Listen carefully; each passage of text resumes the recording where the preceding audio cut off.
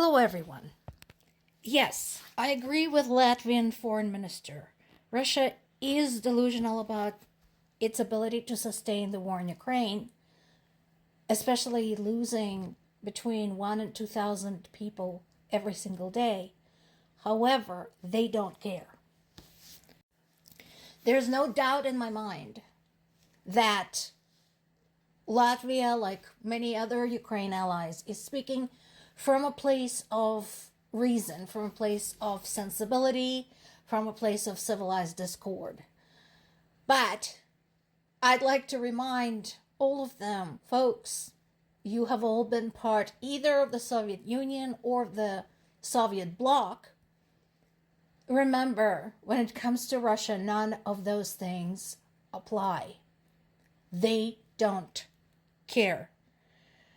And Latvia is one of the most vocal supporters of Ukraine.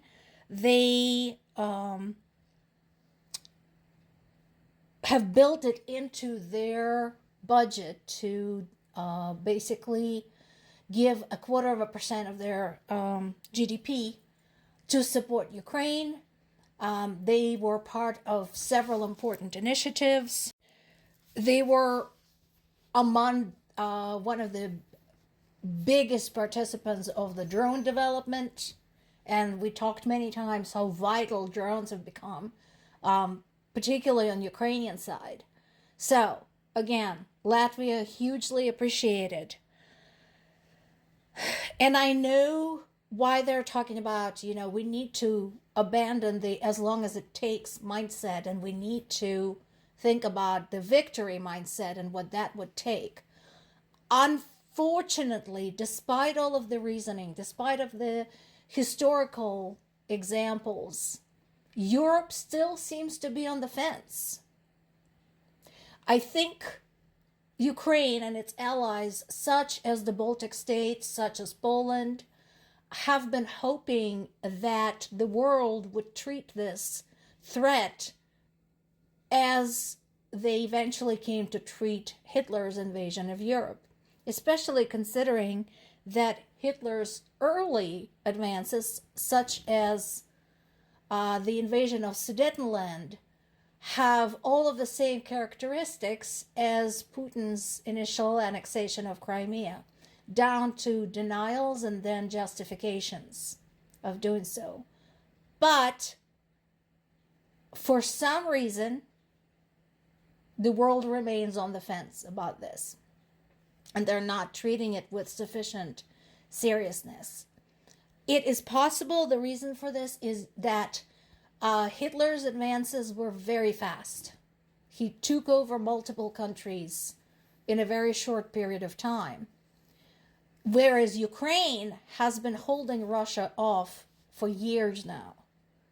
And so, since Russia's advances appear to be so slow, people of Europe are failing to anticipate what might happen when they find that particular enemy at their doorstep. So it's a good interview. This is in one of the big segments on the Kyiv Independent website. I suggest you read it. Once again, when it comes to the discussion of this war and the approach, I think Baltic states and Poland are among some of the best people to listen to, because they have a very sober, very informed approach to all of this. We are once again dealing with misinformation. This is where making the already difficult thing even more difficult comes into play. So, we all know that fighting has been very hard, particularly in eastern Ukraine.